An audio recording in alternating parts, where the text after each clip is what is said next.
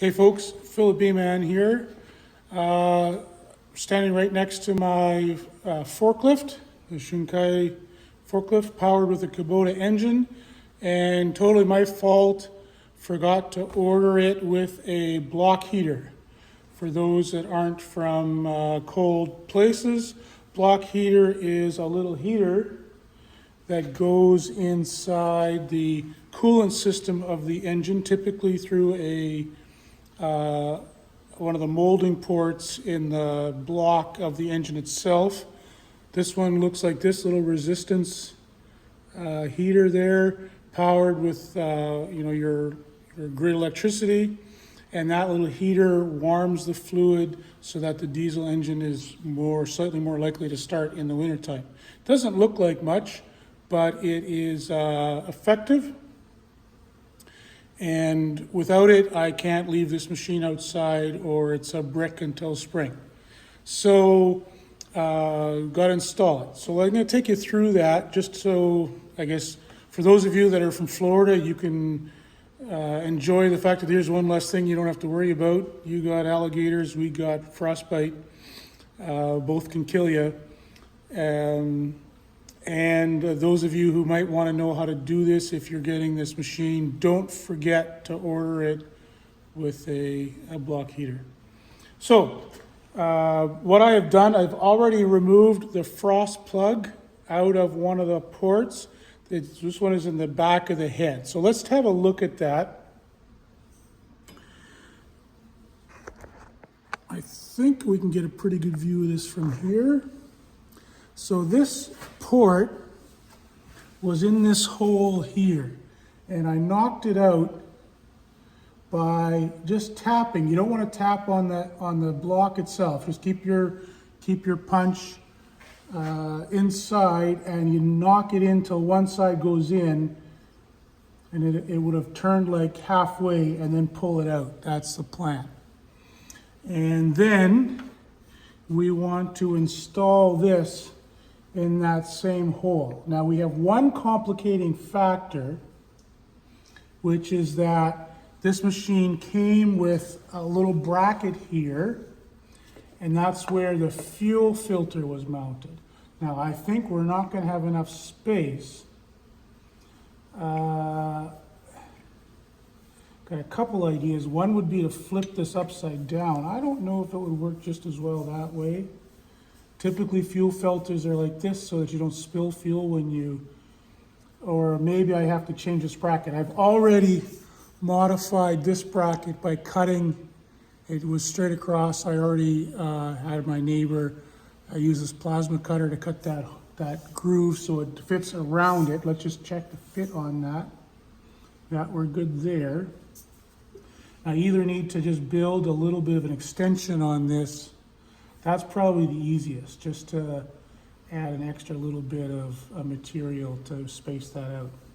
But we'll check on the exact fit once we knock this in. So I'll get that out of the way.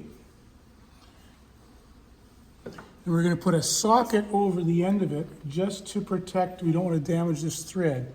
That's where the electrical connects. Let me turn this a bit so we can see. There we go.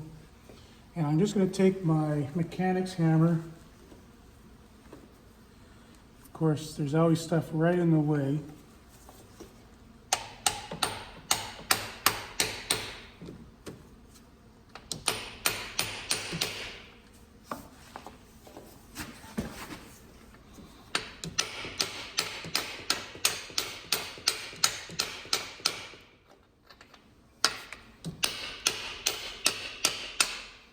I feel like a couple good swings would get it. But these hoses are just right in the wrong spot. There's no, oh, it won't move.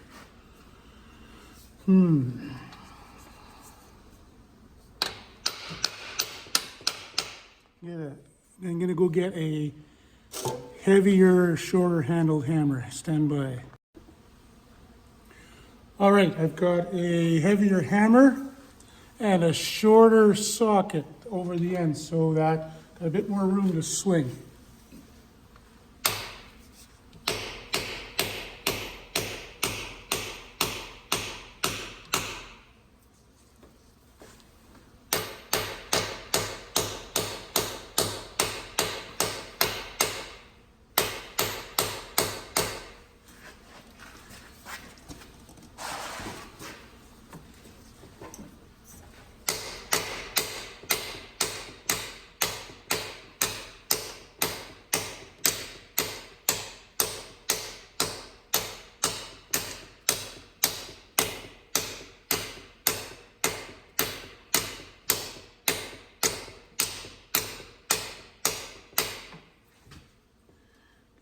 Just about a millimeter left.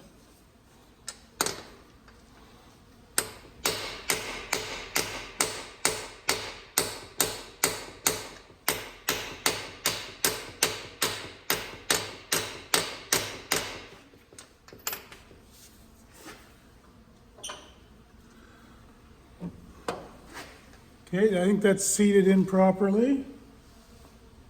So now we'll put on the cord so that we know what kind of space we're working with here.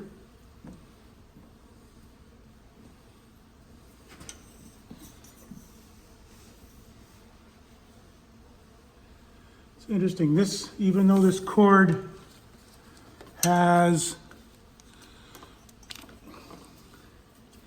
3 prongs on this end,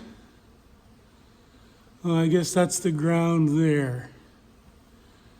It's grounded against the side, okay. So, and it doesn't matter, I don't think it should matter which of those goes where.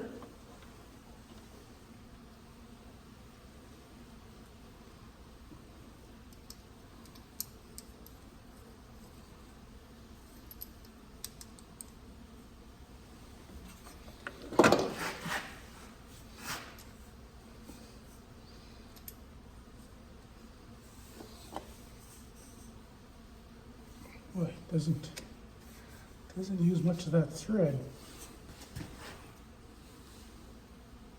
All right, that tells us how much room we have for this filter. Now this filter could go pretty much anywhere we want.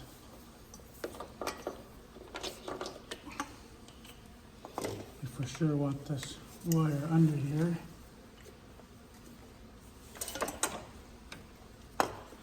If it's straight ahead like it was, it's got to be a fair ways out.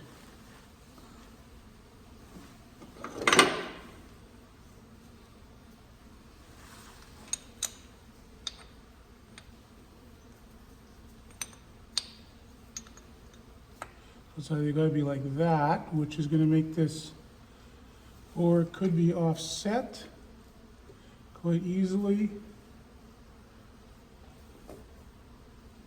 Personally, I like that idea better. I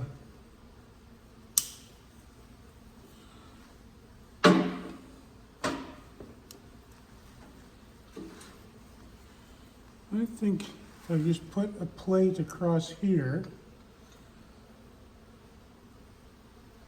that will give everything here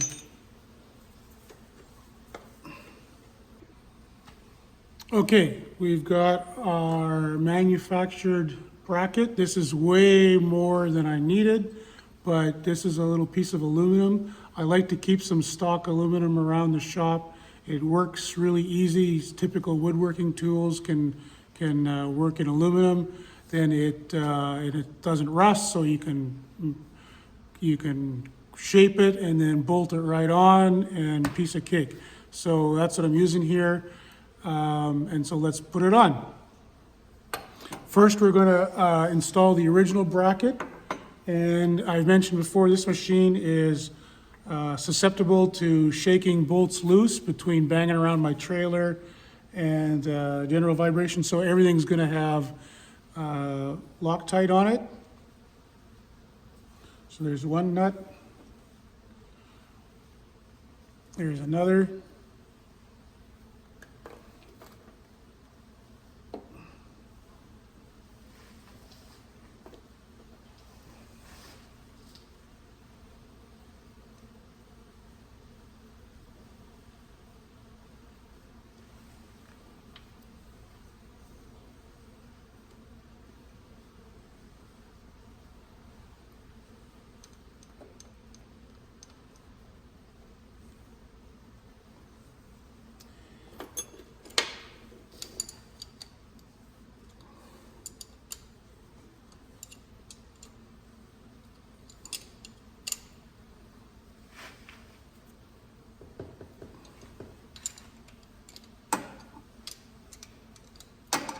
Oh, that's a little awkward.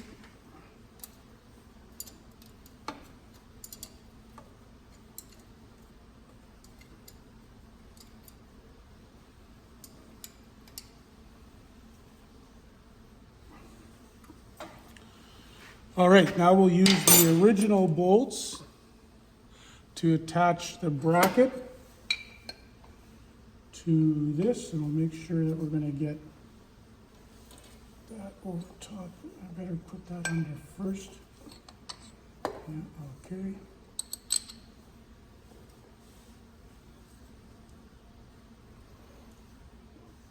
And we'll put a little Loctite on these too. There it is. The nut on these does have kind of that scored underside, which should resist slippage, but I don't feel like messing around.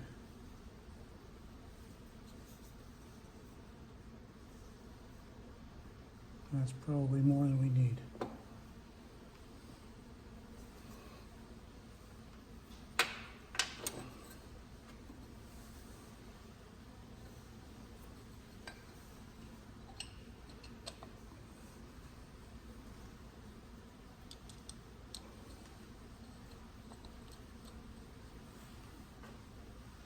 Probably easier to put the Loctite in the nut.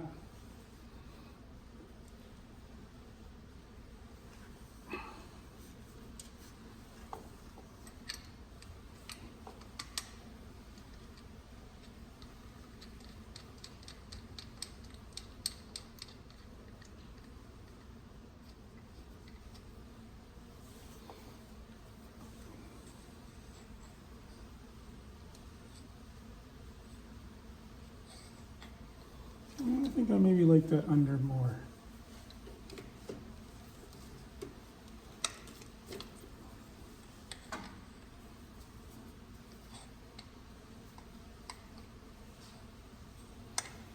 Okay, let's get that tightened up.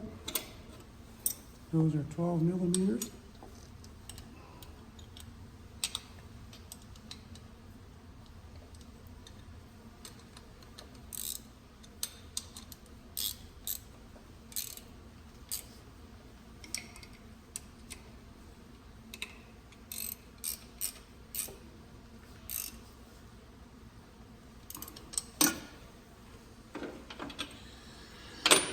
And then I got to use 2 new bolts to make this last connection. And so I'm using stainless and nylon bushing.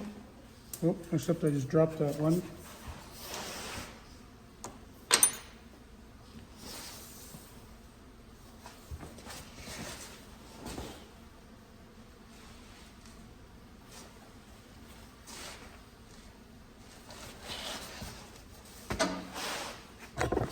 So these nuts have a crimped in nylon bushing there that essentially serves the same function as the Loctite.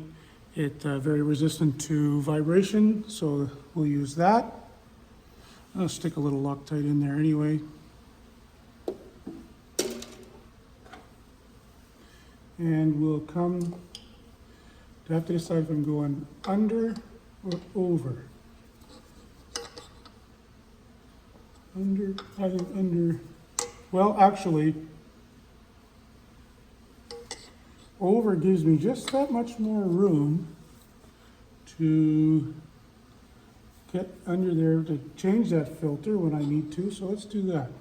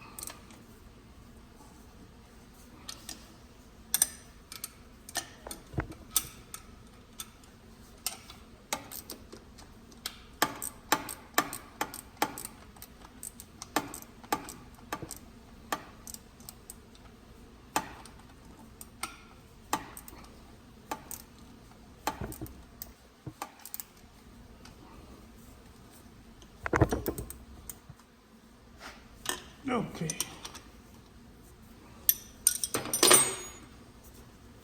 So there we go. It's not pretty, but it's not horrible either, and it's going to be under the hood. So that's all we need.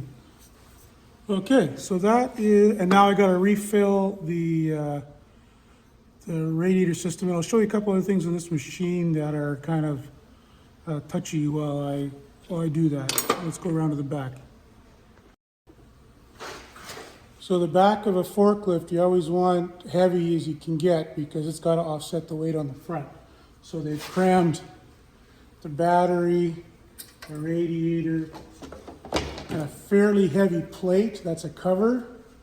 And then there's a counterweight that bolts over. And one of my, if I had a pet peeve, it would be that counterweight has to be removed before you can access the battery and the radiator, which, let's face it, sooner or later I'm going to need to boost this thing.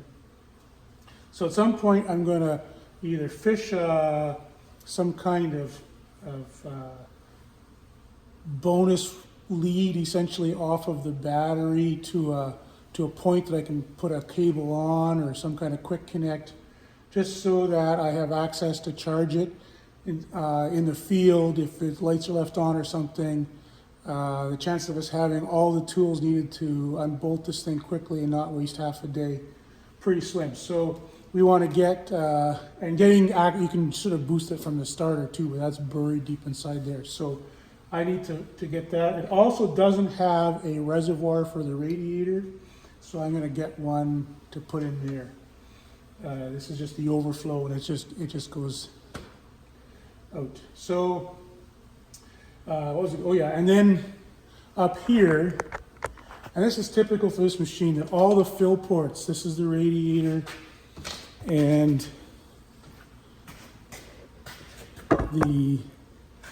this is the fuel port, and then on this side, this is the hydraulic port. All of them are just a little bit too far in to be convenient to fill. That port could easily have been kind of half in, half out here, so that you could have a funnel go right down into it. Even with a flexible spout funnel, it's a little bit of a chore to get into that. So China, if you're listening, move those ports a little bit more outside. All right, so I'll leave it there. Just got to top that radiator up. If you do this job, make sure two things is you got to fuel it up or fill up the antifreeze. Test your antifreeze. Make sure it's good to the lowest possible expected temperature that you could have. And then run it and then recheck the antifreeze level. Make sure the radiator is right full until that thermostat opens up enough to have the antifreeze fully cycle. You might not have everything full, and that you'll notice that block heater for Kubota is right up in the head, probably the best place in terms of quick starting. But if you don't have it full of antifreeze and put power on that heater, it'll overheat and cook itself and ruin itself in seconds if it's not immersed in fluid. So you got to make sure your level is right before you fire that thing up. All right, that's it. And I have actually the same job to do. Oh, I guess that's not it.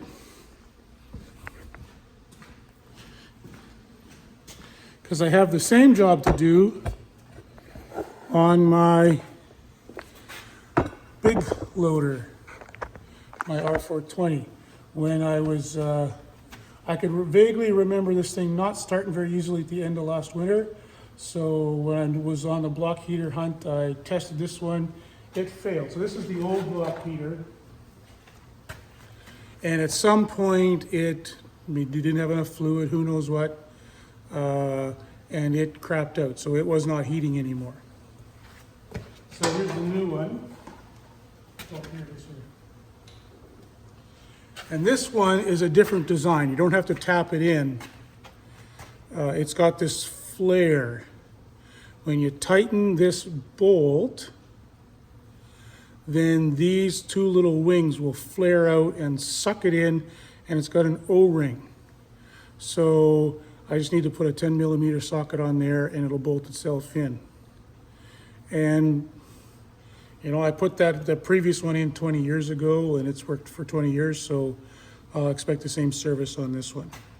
So I won't bore you with doing it, but it's a quick job. And then the same thing, you got to plug in the wire and route that wire. This, I think, is, in my experience, the slightly more common block heater. And you saw, if you're at all tight in the work area of the engine, this is probably easier because that bolt does all the work instead of having enough room to swing. So if you're given the choice, now, downside is that bolt hole could be a source of antifreeze loss. It does have its own O-ring, but the fewer holes in your engine, the better, as far as I'm concerned. So I think that's probably why the newer design is considered, the preferred from Kubota, but these ones are much easier to install. So take your pick. Thanks a lot, everyone. Have a great day.